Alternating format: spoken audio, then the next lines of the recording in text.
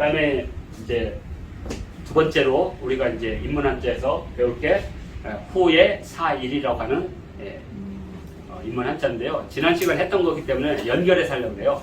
지난번에 남해 충렬사에 그 이순신 장군 사당에 보천 요길이라는 네 글자가 있었고, 그 이순신 장군의 공이 보천 요길의 공이다. 그러니까 그분은 경천 위지의 능력을 가졌고 보천 요길의 공덕을 가졌다.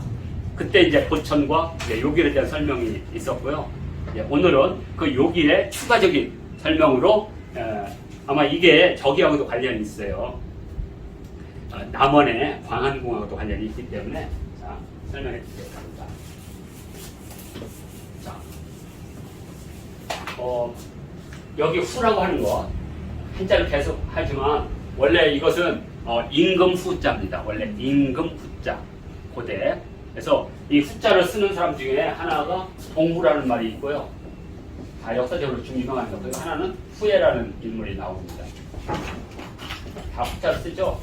지금은 임금님의 부인을 쓰는 용어로 쓰이죠. 왕후, 황후로. 그것은 이 후에 그 권력이 뒤집어졌다는 뜻입니다. 이렇게. 그러면 누구한테 뒤집었냐? 바로 왕한테 뒤집었죠. 왕은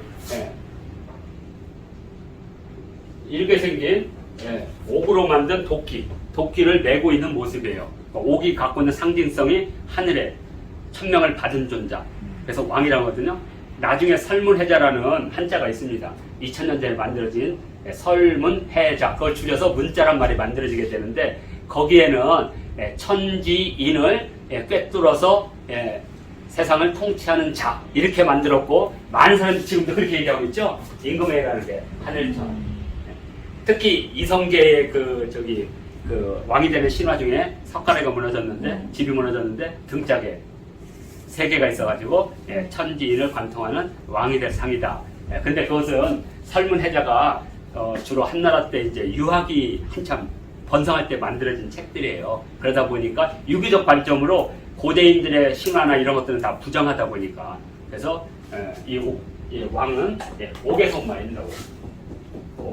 왕과 옥은 같은 글자죠. 자, 그래서 왕이 대치하죠. 근데 이 왕은 말 그대로 재정일치의 종교적 권력을 가진 사람이에요. 옥 자체가. 그러면 여기서 더 강한 힘은 뭐예요? 정치 군사적 힘을 가져야 되겠죠. 그 정치적 군사적 힘을 가진 게 군이에요. 유는 뭐냐면 이렇게 붓이나 나무를 들고 있는 모습이에요. 그러니까 파시스트라고 부르는 이 나무를 들고 있는 모습 자체가 권력이거든요. 로마나 이런 데는 다 나무, 아브라함이나 모세도 다 나무 지팡이를 쥐고 있었죠. 그래서 이것은 이렇게 나무 지팡이를 손으로 쥐고 있는 모습이에요. 나무 지팡이 권력이죠. 우리 동네에서도 할아버지가 지팡이 딱 들고 있으면 그 지팡이의 권력이 아무도 대들지 못하죠. 그걸로 그냥 머리 딱 때려 맞아야죠. 깡패도. 요새 깡패는 그렇게 하지 않지만 네가 뭔데 이렇게 하지 딱 벌써. 우리 때는 정말 무서웠어요. 동네. 우리 동네에 무서운 할아버지들이 있었거든요. 그분들이 동구밭 거기에 테라에 앉아있으면 우리 저 뚝방길로 이렇게 돌아왔다니까요. 그렇게 무서웠어요. 호통치면. 근데 그분들은 왜 툭하면 애들 데리고 호통을 치는지 모르겠어. 그럼 도대체 왜 저러는지. 하여튼 그 지팡이의 무서움, 이게 윤입니다. 근데 나중에 명령까지 내리게 돼요. 그래서 이 군이라는 것은 엄청나게 센 권력을 말합니다. 그러니까 우리가 단군할 때 군자가 대략 이게 BC 5세기 7세기경이 나오거든요. 이 글자가요. 그러면 어떤 분은 그러거든요. 그 다음에 나중에 나온 게 이제 이 제하고 황을 합해서 황제란 말이 만들어지니까 이건 다 황제란 말 자체는 제나 황을 독립돼서 왕을 뜻하는 글자는 아니에요. 그러니까 이건 없는 거예요. 황제가 합해져야만 글자 뜻이 되는 거죠.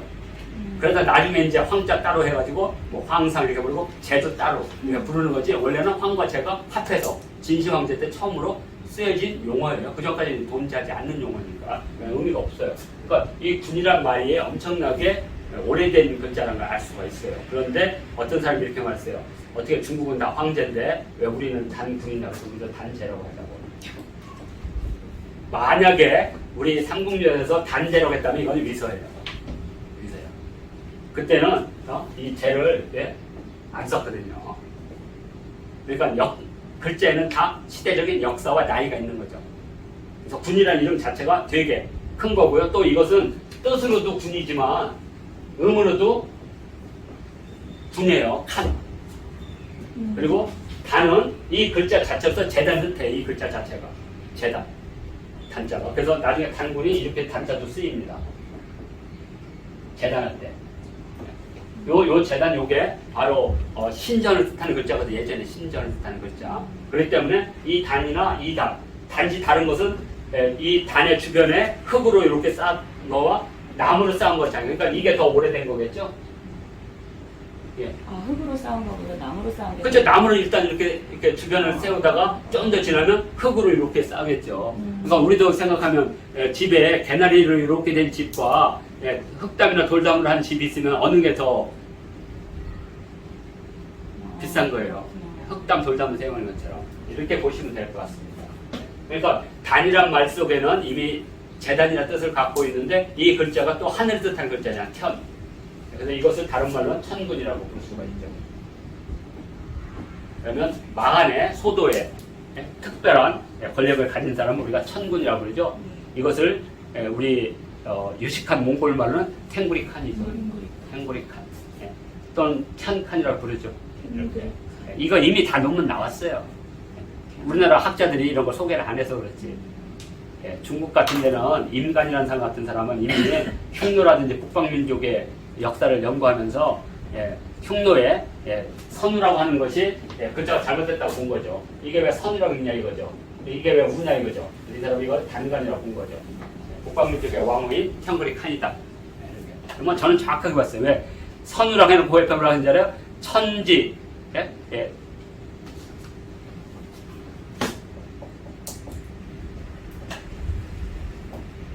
하늘과 땅이 세우기, 천지 소리발이라고 써있거든요.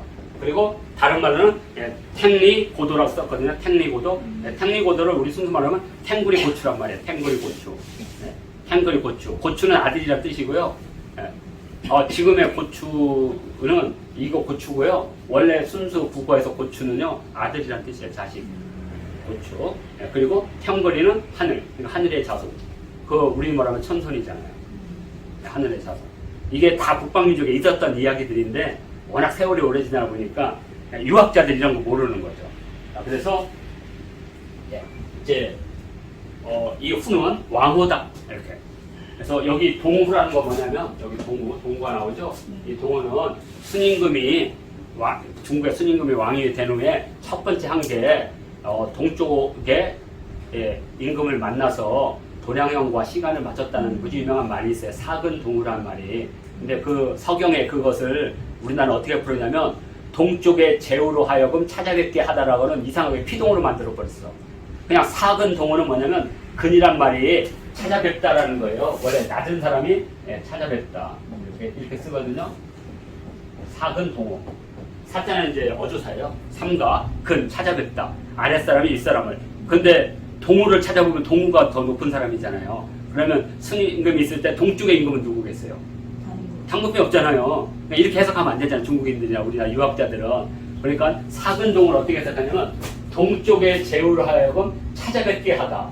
이렇게 근자를 여기다 썼어요. 그럼 이게 말이 안 되는 게 아니 그러면 찾아뵙게 하려면 이걸 피동이나 사동으로 만들어야 되는데 이건 사동 피동 아니에요. 뭐냐면 동사와 목적어예요.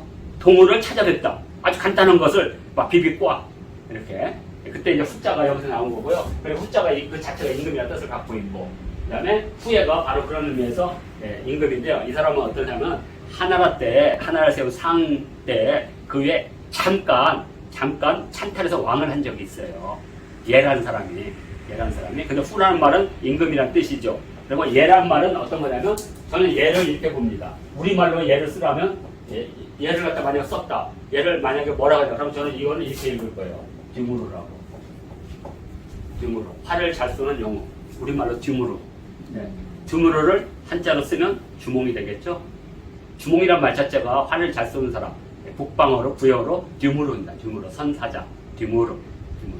자, 그래서 후에는 활을 잘 쏘는 임금이라는 뜻을 갖고 있지 이 자체. 그래서 요 깃털자는 그 화살의 깃을 말하는 거고, 요것은 두 손으로 닫들 공자라고 했죠. 한자 이렇게 쓰면 이렇게 그래서 지금 활을 쏘고 있는 모습이에요.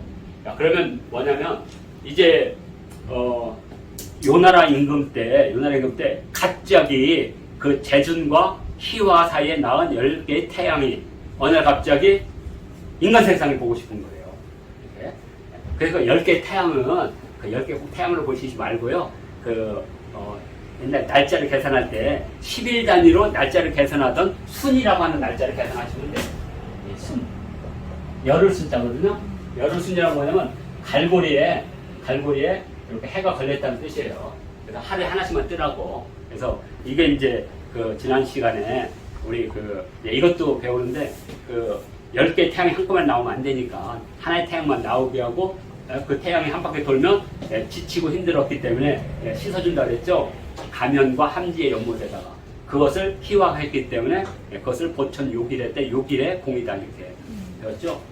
근데 이제 이것들 한꺼번에 떠버리니까 막 세상이 엄청나게 혼란스러운 거예요. 가뭄이 오고 막 한발이 오고 거기다가 이제 각지에서는 괴물들이 들끓어요. 이것도 다 나오거든요. 산해경에 괴물의 이름은 그냥 불러드리기만 할게요.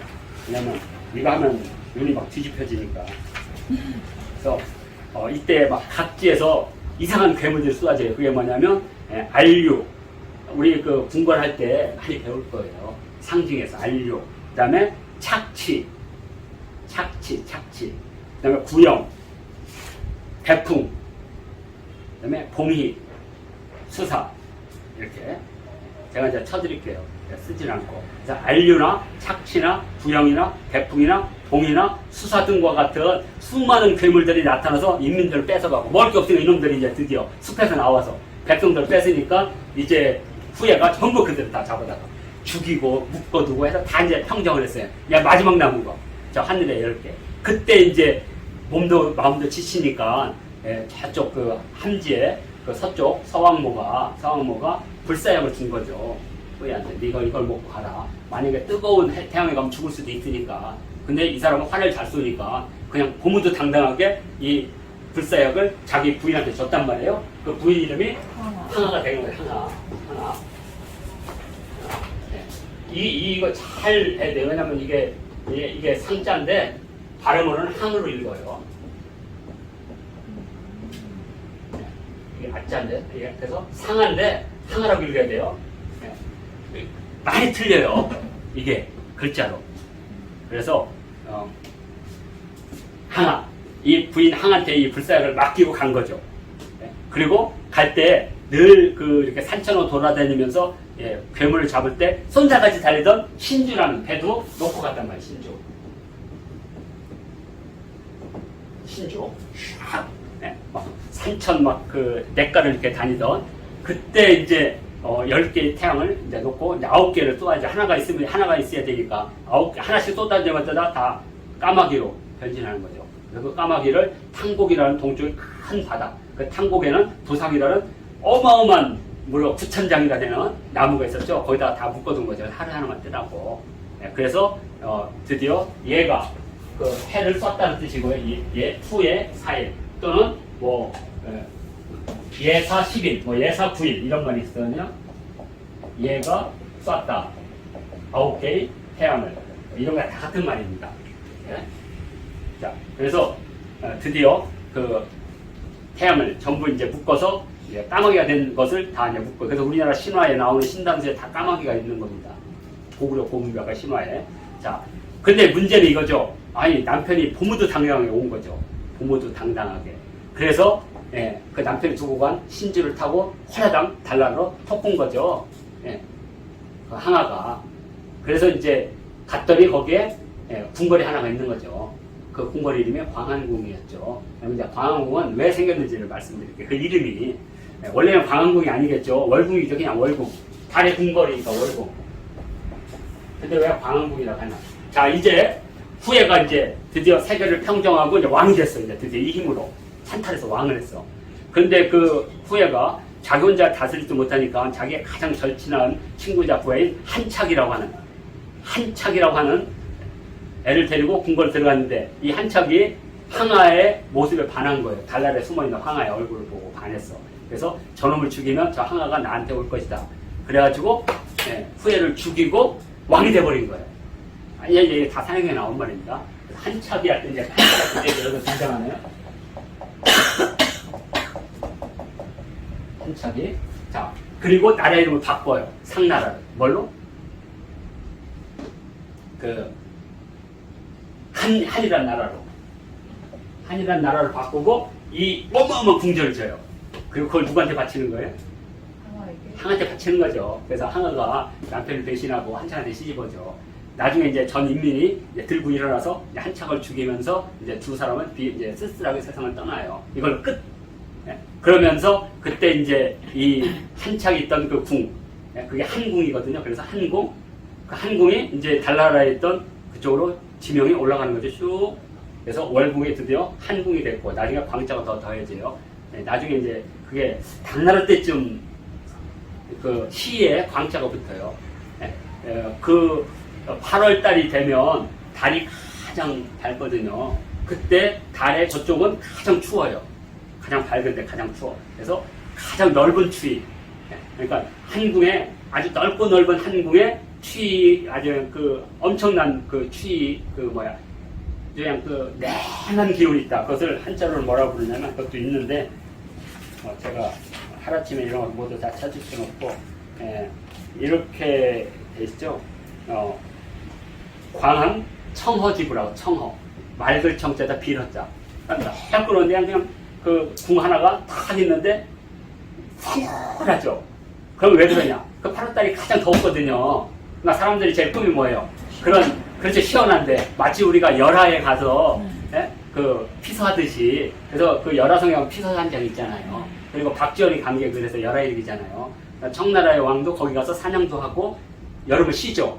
그러니까 여기 그 무더위, 그 중국의 그 남쪽이 엄청 무덥거든요. 그러니까 이제 여기 가서 그 시원한 궁에서 피서를 하는, 그러니까 당현중의 꿈이 그거예요.